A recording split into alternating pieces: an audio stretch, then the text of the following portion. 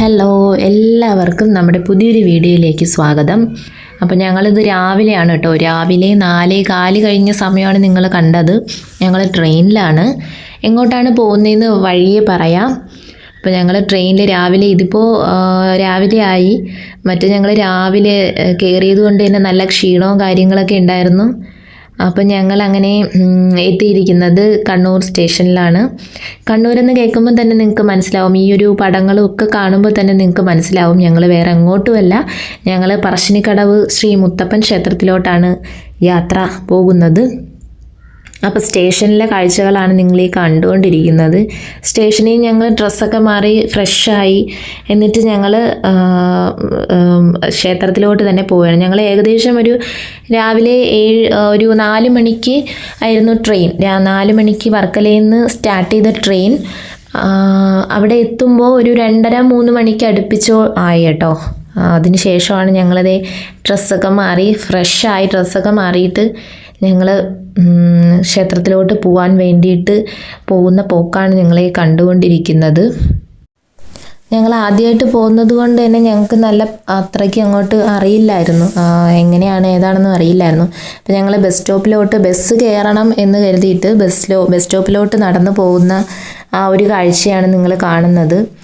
അങ്ങനെ എന്തായാലും ബസ്സിലോട്ട് പോവുകയാണ്. മുത്തപ്പൻ ക്ഷേത്രത്തെക്കുറിച്ച് പറയുകയാണെന്നുണ്ടെങ്കിൽ ഒരുപാട് പ്രത്യേകതകൾ ഉള്ള ഒരു ക്ഷേത്രമാണ് മുത്തപ്പൻ ക്ഷേത്രം. അപ്പം പ്രത്യേകതകൾ എന്തൊക്കെയാണെന്നുള്ളത് നിങ്ങൾക്ക് വഴിയെ ഞാൻ കാണിച്ചു തരികയും അതോടൊപ്പം തന്നെ നിങ്ങൾക്ക് പറഞ്ഞു തരികയും ചെയ്യുകയാണ്. അപ്പോൾ ഞങ്ങൾ മാത്രമല്ല, അതേ ആവന്തിയുണ്ട്, പിന്നെ മാമനുണ്ട്, മാമിയുണ്ട്, മോളുണ്ട്, പിന്നെ അമ്മയുണ്ട്, ചേച്ചിയുണ്ട്, ചേട്ടനുണ്ട്, മോനുണ്ട്. ഇതാണ് കേട്ടോ കണ്ണൂർ സ്റ്റേഷൻ്റെ ഫ്രണ്ട്. അപ്പം ഞങ്ങളെല്ലാവരും കൂടെയാണ് പോകുന്നത്. അവിടെ ചെന്നിട്ട് ബാക്കി കാണാം.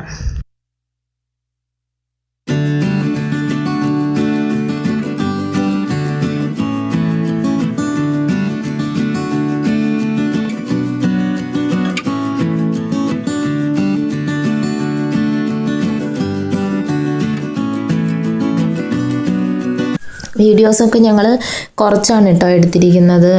കാര്യം എന്ന് വെച്ചിട്ടുണ്ടെങ്കിൽ നമ്മുടെ കയ്യിൽ ബാഗും കാര്യങ്ങളൊക്കെ ഉണ്ടായിരുന്നു.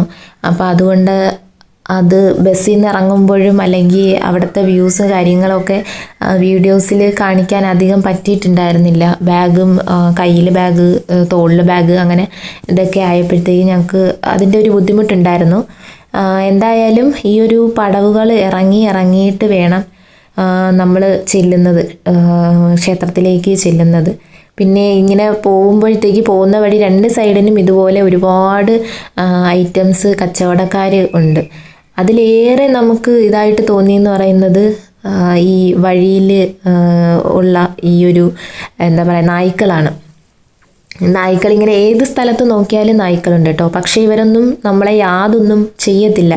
അതാണ് ഇവിടുത്തെ പ്രത്യേകത. അതായത് മുത്തപ്പൻ്റെ സന്തത സഹചാരിയായിട്ടാണ് ഈ നായ്ക്കളെ നമ്മൾ കാണുന്നത്. അതുകൊണ്ട് തന്നെ ആരും ഇവരെ അങ്ങോട്ട് ഒന്നും ചെയ്യത്തുമില്ല, ഇവരും നമ്മളെ ഇങ്ങോട്ട് ആക്രമിക്കാനോ ഒന്നിനും വരത്തുമില്ല.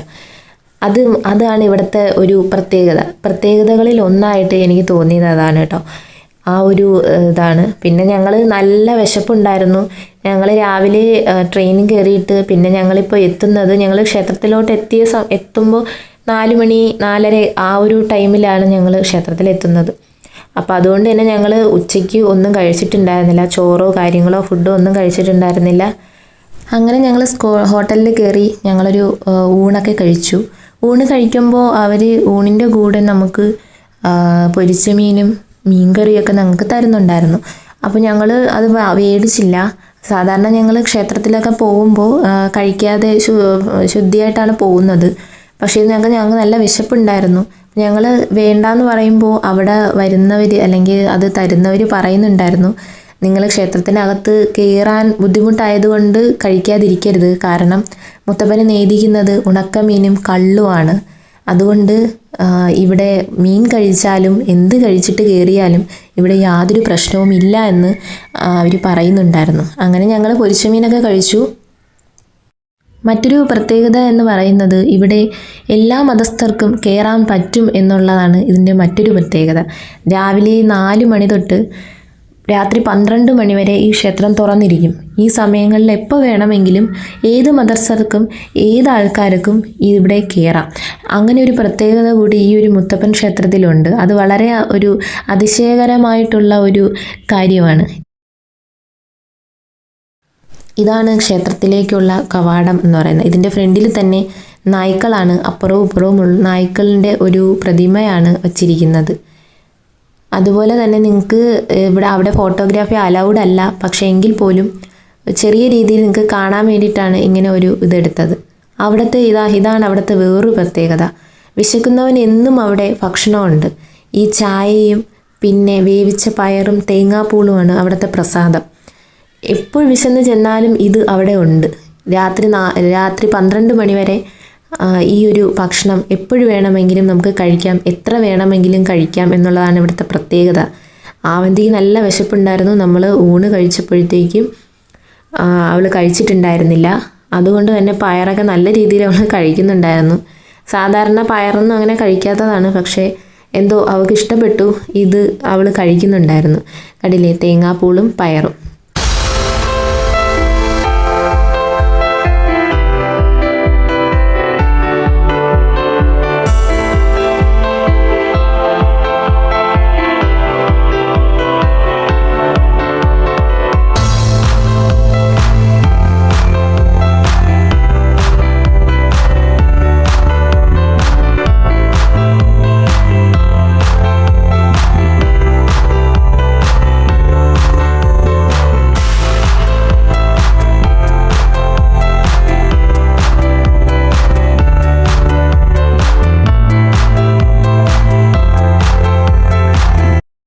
ഇതാണ് വളപട്ടണ നദി.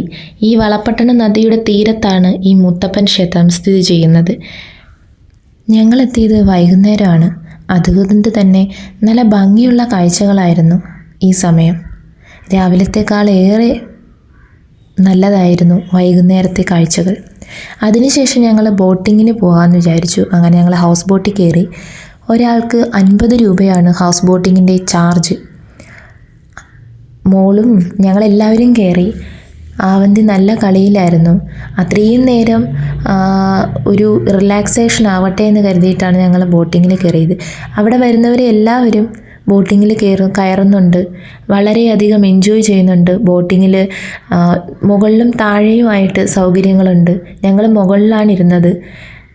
പാട്ടും ഡാൻസും ഒക്കെ ആയിട്ട് ഒരുപാട് ഫാമിലീസ് ഇതുപോലെ വരാറുണ്ട്. അവരുടെ കൂടെ എൻജോയ് ചെയ്യാറുണ്ട്. ശരിക്കും പറഞ്ഞാൽ കുട്ടികൾക്കൊക്കെ ഇതൊരു സന്തോഷകരമായൊരു സംഭവമാണ് ഈ ബോട്ടിങ് എന്ന് പറയുന്നത്. അതും ഈ പാട്ടൊക്കെ ഇട്ട് പോകുന്നതും ഒക്കെ അവർക്ക് വലിയ കാഴ്ചയാണ്. ആവന്തിക്കൊക്കെ ഈ ഒരു കായലും ഈ നദിയൊന്നും കാണണം എന്ന് പോലുമില്ല. അവർക്ക് പാട്ട് കേട്ടപ്പോൾ പാട്ടും ഡാൻസും ഒക്കെ കളിയും ചിരിയുമായിട്ടൊക്കെ അങ്ങ് പോവുകയായിരുന്നു. ഇതൊക്കെയാണ് അതിൻ്റെ തീരത്തുള്ള കാഴ്ചകൾ. നദിയുടെ തീരങ്ങളിലുള്ള കാഴ്ചകളാണ് ഇതൊക്കെ. ക്ഷേത്രത്തെപ്പറ്റി പറയുകയാണെങ്കിൽ ദരിദ്രരുടെയും അധ്വാനിക്കുന്ന ജനങ്ങളുടെയും ദൈവമാണ് മുത്തപ്പൻ. ജാതി മത ദേശഭേദമില്ലാതെ എല്ലാവരെയും തുല്യമായി പരിഗണിക്കുന്നതിൽ ഈ ദൈവത്തിൻ്റെ മതേതര സ്വഭാവം കൂടുതൽ പ്രകടമാണ്. അതുപോലെ തന്നെ ഇവിടെ വസ്ത്രധാരണ നിയന്ത്രണങ്ങളില്ല. ഏത് ശരീരത്തിനും ശ്രീകോവിൽ കയറി പ്രാർത്ഥിക്കാവുന്നതാണ്. മറ്റൊരു പ്രത്യേകത എന്താണെന്ന് വെച്ചാൽ നമ്മൾ വീടുകളിൽ വളർത്തുനായ്ക്കൾ ഉണ്ട്. ഒരുപാട് പേർ വളർത്തുനായ്ക്കളെ കൊണ്ടുവന്ന് വരുന്നുണ്ട്. അതിലൊന്നും യാതൊരുവിധ വിലക്കുകളോ ഒന്നും ഇല്ല. അതൊരു പ്രത്യേകത ഉള്ള ഒരു സ്ഥലമായിട്ട് എനിക്ക് തോന്നി. കാരണം ബാക്കിയുള്ള ക്ഷേത്രങ്ങളിൽ അമ്പലങ്ങളിലൊക്കെ ഇതുപോലെ നായ്ക്കളിനകത്ത് കയറ്റത്തില്ല. പക്ഷേ ഇവിടെയാണെങ്കിൽ അങ്ങനെയല്ല. വീടുകളിൽ വളർത്തുനായ്ക്കളെ കൊണ്ടുവന്ന് അവർക്ക് അനുഗ്രഹം മേടിച്ചു കൊടുക്കുക എന്നുള്ളത് ഒരു പ്രത്യേക ഒരു കാര്യമാണ്.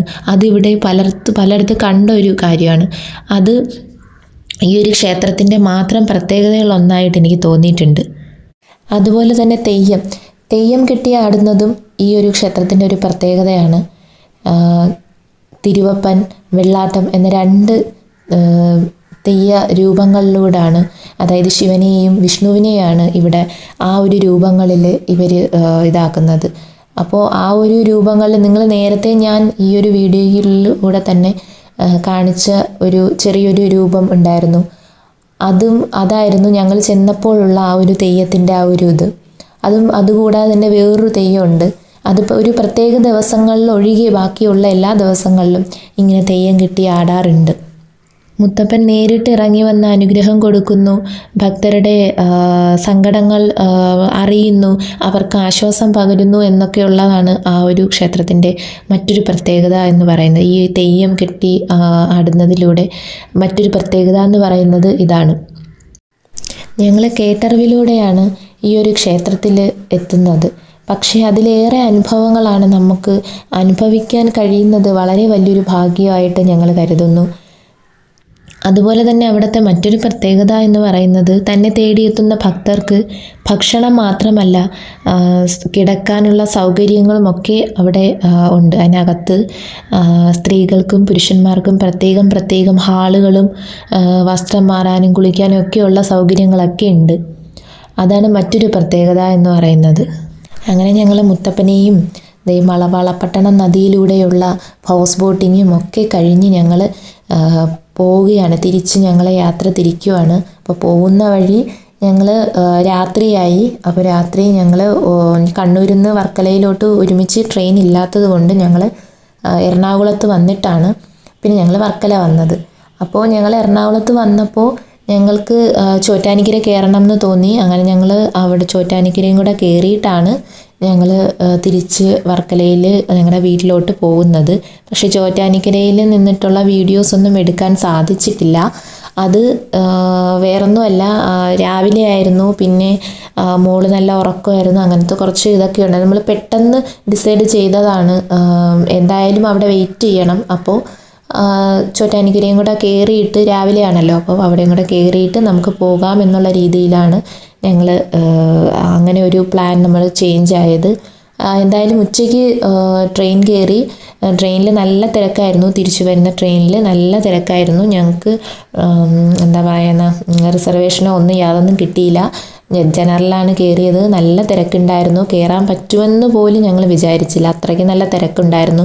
കുട്ടികളൊക്കെ ഉള്ളതുകൊണ്ട് നല്ല ബുദ്ധിമുട്ടായിരുന്നു. പക്ഷെ എന്തായാലും ഞങ്ങൾ കയറി. അവിടെ നിന്ന് നല്ല ക്ഷീണവും ഉണ്ടായിരുന്നു. ഞങ്ങൾ വൈകുന്നേരമാണ് വീടെത്തിയത്. വീടെത്തുമ്പോൾ ഒരു 4-4:30 മണിയൊക്കെ ആയി. വീടെത്തുമ്പോൾ നല്ല മഴയും ഉണ്ടായിരുന്നു. കോട്ടയം കഴിഞ്ഞപ്പോൾ മുതൽ നല്ല മഴയായി തുടങ്ങി. ഇവിടെ വർക്കല വന്നപ്പോഴും മഴയായിരുന്നു. പക്ഷേ ഞങ്ങൾ വീടെത്തിയിട്ട് ക്ഷീണം കാരണം ഞങ്ങൾ ഉറങ്ങിപ്പോയി ശരിക്കും പറഞ്ഞാൽ.